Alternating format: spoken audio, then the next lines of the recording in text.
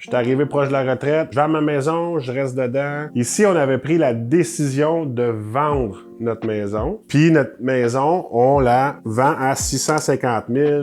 Les frais du courtier sont payés, tout est payé. Il nous reste 650 dans ce cas ici. Okay? Ce que j'explique ici, c'est exemple, on est une personne de 60 ans. Puis moi, je vous fais vivre pendant encore 30 ans. Puis là, c'est de se dire, mettons, comment que ça va me donner par mois, ça, si je fais X rendement pendant 30 ans de temps, le fait de vendre ma maison pour planifier une partie de la retraite, parce qu'il y a beaucoup de gens qui planifient leur retraite en fonction de leur maison, donc c'est pour vous donner une idée de ce que ça peut donner. Donc ici, on place encore pendant 30 ans, un taux de rendement de 5 %. Je le mets dans du non enregistré, mais avec un planificateur financier, optimisation à faire selon vos régimes, un paquet de choses, il y a des autres choses à regarder, mais ici, c'est pour aller au plus simple. Avec un taux d'imposition moyen de 35 %, ça va nous permettre de faire des retraits nets de 2 804,46 $ par mois. Si, supposons, on décide, ben moi, j'avais 650, hey, je pars. Moi, je fais le tour du monde, là, je me paye la traite, là, j'ai une vie à vivre, là, je brûle 200 000.